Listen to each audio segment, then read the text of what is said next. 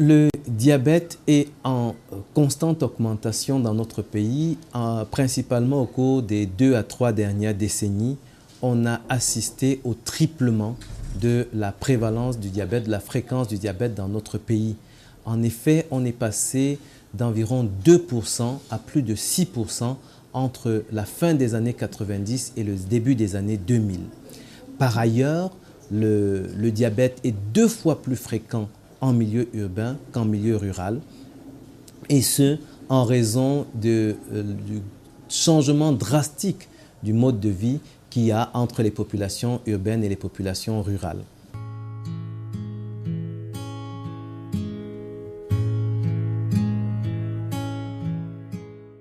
On distingue classiquement 4 grands groupes.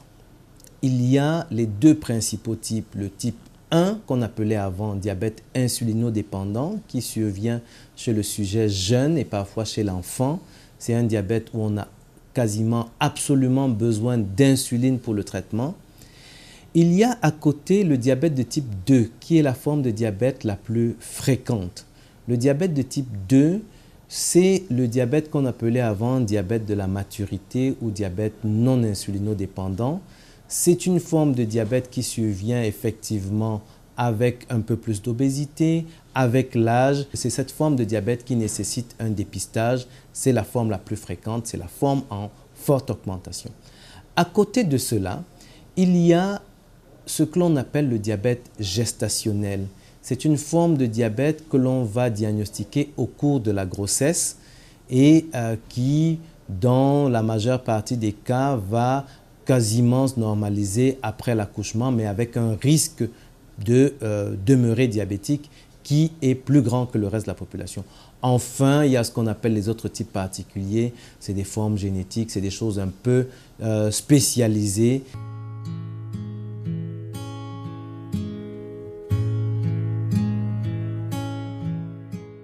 Les enquêtes que nous avons menées montrent que 3/4 des patients dans notre pays s'ignorent. Et pourquoi ? Parce que dans la majorité des cas, le diabète reste longtemps sans symptômes. Pendant très longtemps, il ne va pas avoir de manifestations faciles à objectiver. Donc, ce qui est important, c'est de pouvoir faire un dépistage. Mais lorsque le diabète progresse, il peut s'exprimer justement par des choses comme l'envie de faire pipi en grande quantité et fréquemment, la soif intense et parfois on peut avoir un amaigrissement. Il peut y avoir plusieurs autres signes, des infections qui reviennent fréquemment, mais ce qui est important, c'est la soif intense et cette envie fréquente d'uriner, d'aller faire pipi et de grande quantité. Mais retenons que dans plus de la moitié des cas et pendant très longtemps, le diabète n'a pas de symptômes qui puissent alerter, ce qui veut dire que les personnes à risque doivent se faire dépister pour savoir si elles ont un diabète ou pas. Les personnes à risque, c'est premièrement toute personne au-delà de l'âge de 40 ans. Deuxièmement, les personnes qui ont au moins un apparenté ayant le diabète. Troisièmement, c'est les femmes ayant eu un gros bébé ou ayant des fausses couches à répétition. Il faudrait qu'elles se fassent dépister au moins 1 fois par an. Quatrièmement, les personnes ayant une hypertension artérielle. Cinquièmement, c'est les personnes ayant un surpoids ou une obésité.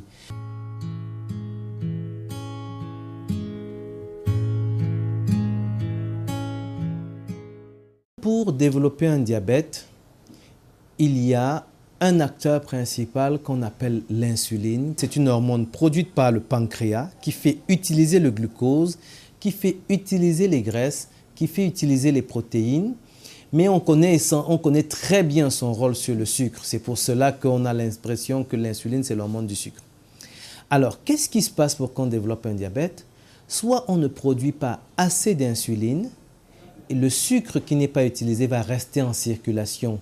On va avoir le taux de sucre élevé, on va parler de diabète.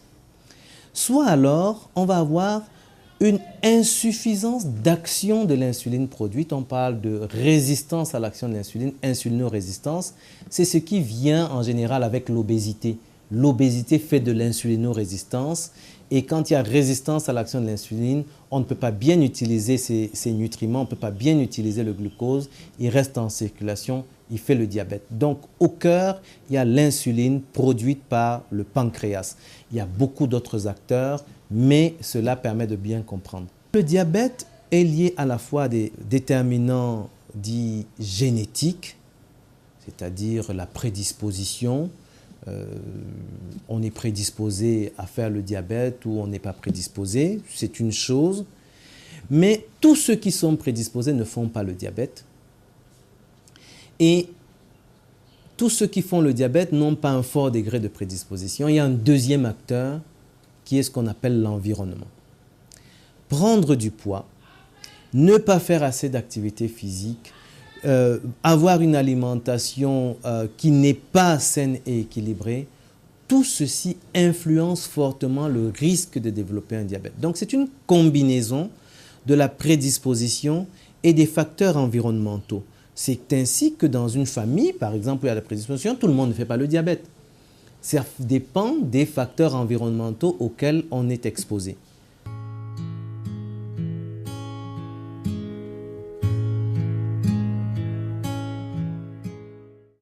En ce qui concerne le traitement, la pierre angulaire, c'est l'éducation thérapeutique. Il est capital que les personnes qui vivent avec le diabète comprennent leur maladie, comprennent les objectifs du traitement et les principes du traitement. C'est le patient qui est son propre médecin de première intention, ce avec les conseils des professionnels de santé. Donc l'éducation, le malade doit comprendre de quoi il est question et pourquoi on le traite. La deuxième chose, c'est ce que nous appelons les mesures hygiéno-diététiques. Il s'agit de quoi? Il s'agit d'une alimentation dite saine et équilibrée. Il s'agit de la pratique régulière de l'activité physique. Alors, et bien sûr, éviter les autres facteurs de risque tels que le tabac, par exemple. Pour ce qui concerne l'alimentation dite saine et équilibrée, en fait, il s'agit de manger comme monsieur tout le monde devrait manger pour éviter d'être malade. Ça veut dire quoi? Ça veut dire une alimentation dont la moitié est composée de ce que nous appelons les glucides, les féculents, les céréales, etc. Et qui est riche, une alimentation riche en fibres, c'est-à-dire les légumes et les fruits. Une alimentation où l'on diminue les apports de graisse et les apports de sucre raffiné. Les graisses, c'est toutes les huiles, c'est le beurre et c'est également les graisses cachées dans les viandes dites grasses. Donc, une alimentation dont le fondement, c'est bien sûr les glucides avec de préférence les glucides complexes, les céréales, toutes nos graines et puis même les tubercules non transformés, avec un apport important de légumes, une réduction des apports d'huile, de graisse. Voilà ce que l'on attend en termes d'alimentation, en rajoutant à cela le fait qu'il est important de fractionner les repas, c'est-à-dire d'avoir plusieurs repas dans la journée et de les avoir à des heures régulières. Pour ce qui concerne l'activité physique, c'est également la régularité, la pierre angulaire. C'est une activité physique au moins 3 fois par semaine, au moins 30 minutes par session. Ça n'a pas besoin d'être une activité physique intense. Ça peut être la marche à pas vif de préférence. Ça peut être plusieurs autres activités, la natation, le jogging, etc. Mais la marche, c'est l'activité physique la plus naturelle et qui permet de combattre efficacement le diabète. Je l'ai dit, il faudrait arrêter, si possible, la consommation de tabac et mener par ailleurs une vie que je pourrais qualifier de saine. Voilà pour ce qui concerne les mesures dites hygiéno-diététiques. À côté de cela, il y a des mesures spécifiques qui permettent de prévenir les complications. C'est inspecter les pieds, l'hygiène des pieds, l'hygiène des dents, inspecter les pieds, s'assurer qu'il n'y a pas de lésions, éviter de se couper les ongles avec la lame de rasoir parce que ça peut faire des lésions qui ne guérissent pas bien chez le patient diabétique. Il y a une série d'éléments capitaux comme cela que les professionnels de santé communiquent aux patients. Et enfin, il y a les médicaments. Et dans les médicaments, on peut avoir les comprimés Et on peut avoir les médicaments injectables. Dans les comprimés, on a plusieurs classes. Et dans les médicaments injectables, on a des nouvelles classes, mais on a surtout l'insuline. Que ce soit les comprimés ou l'insuline, le point essentiel, c'est la régularité. C'est des médicaments que l'on va prendre une ou plusieurs fois par jour, mais qu'il faut prendre tous les jours. Et je voudrais insister sur un point. Autant le diabète au stade précoce n'aura pas de symptômes, autant un patient diabétique traité peut arrêter le traitement pour plusieurs jours sans rien ressentir. Alors il ne faudrait pas se tromper là-dessus. Ce n'est pas parce qu'on ne sent pas mal, parce qu'on n'a aucun symptôme à l'arrêt du traitement, que le diabète est fini. Le diabète, c'est une maladie très sournoise. Donc, la régularité du traitement, qu'il y ait des symptômes ou non, est véritablement capitale pour réussir la prise en charge du diabète. Qu'est-ce qui va donc nous permettre, comme indicateur, de savoir qu'on est bon ou pas? Eh bien, le premier indicateur, c'est la qualité de vie. La prise en charge du diabète vise à améliorer, à préserver la qualité de vie. Le patient doit se sentir mieux. On ne doit pas rechercher des chiffres au détriment de la qualité de vie. On n'aura pas soigné efficacement le patient. Donc, 1, la qualité de vie.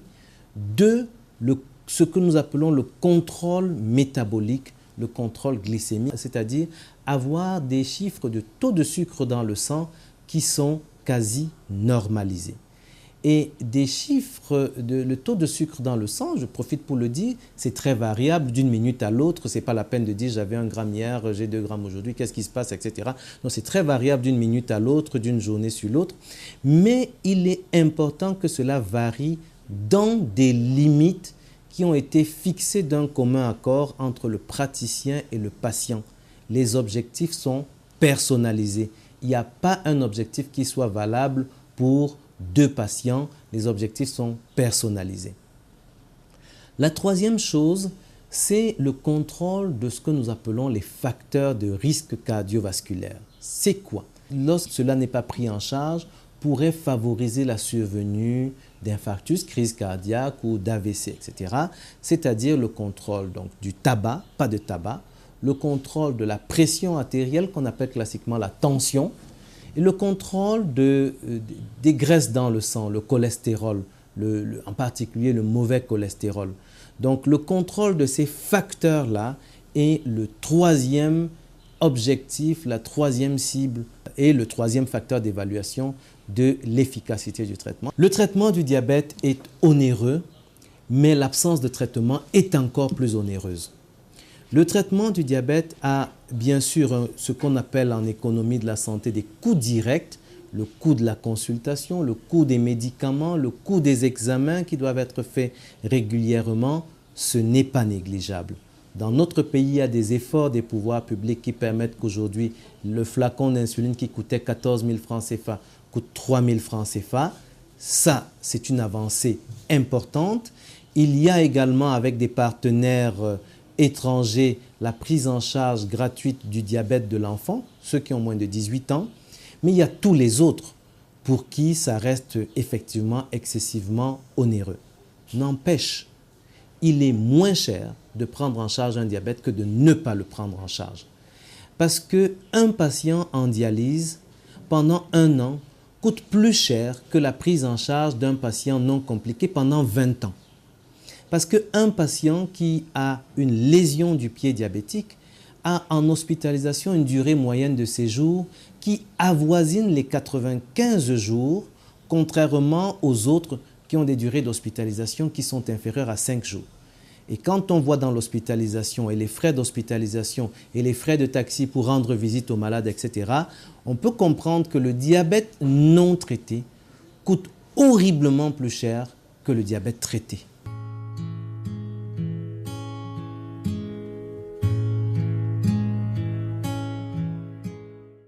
Le diabète n'est pas un problème simplement en raison du nombre ou en raison des chiffres de taux de sucre dans le sang.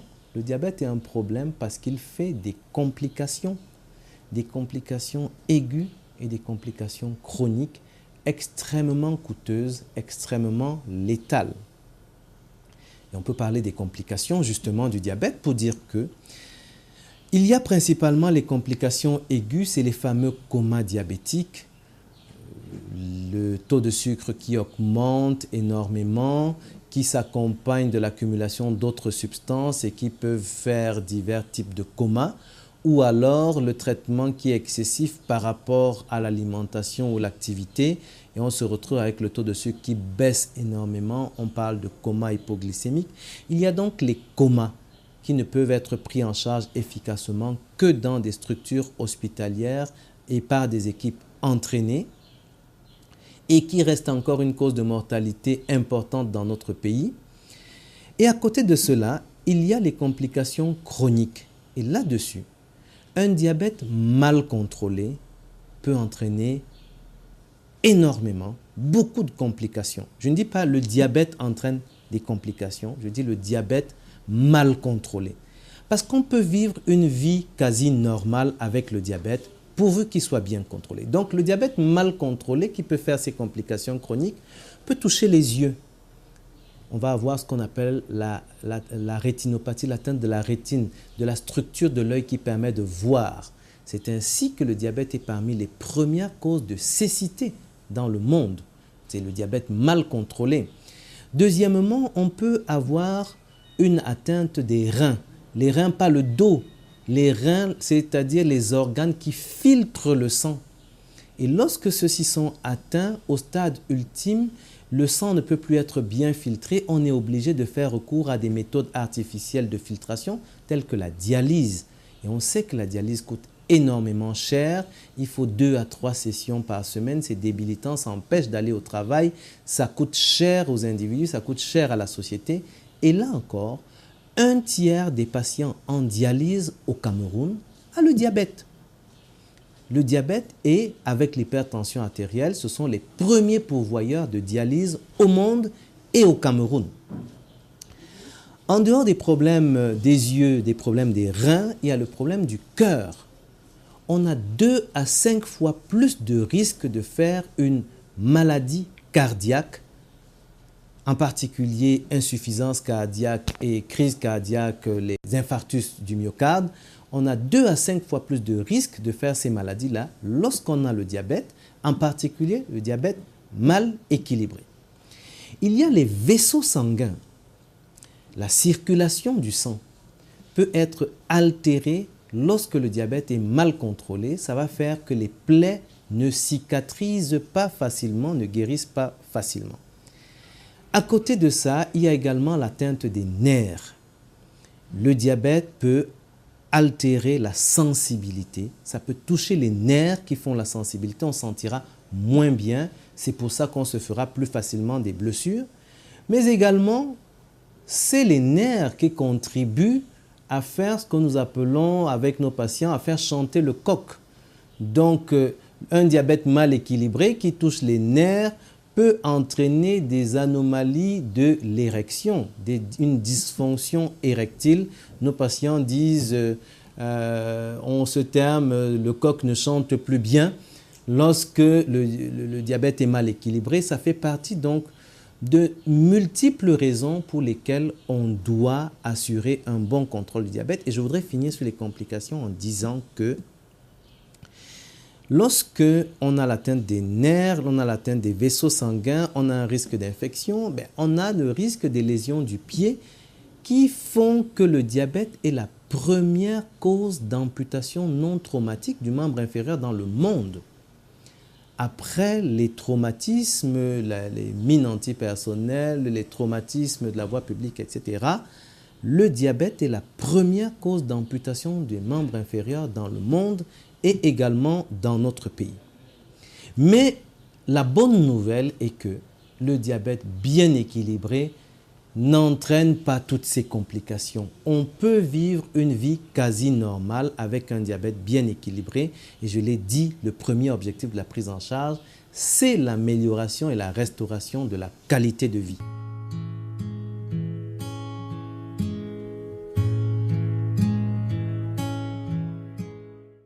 À vous, malades diabétiques, Je vous recommande de respecter les posologies de vos médicaments. Achetez vos médicaments en pharmacie. Évitez l'automédication. En cas de doute, venez en pharmacie rencontrer le pharmacien pour un conseil, pour une assistance. Je vous exhorte à une autosurveillance de votre glycémie. Achetez donc votre glucomètre en pharmacie et le pharmacien vous guidera dans les modalités d'utilisation de votre appareil. Évitez l'automédication, évitez la prise concomitante avec les médicaments indigènes car les conséquences sont graves et coûteuses. Risque de choc hypoglycémique, de coma hypoglycémique qui vous entraînerait à la mort.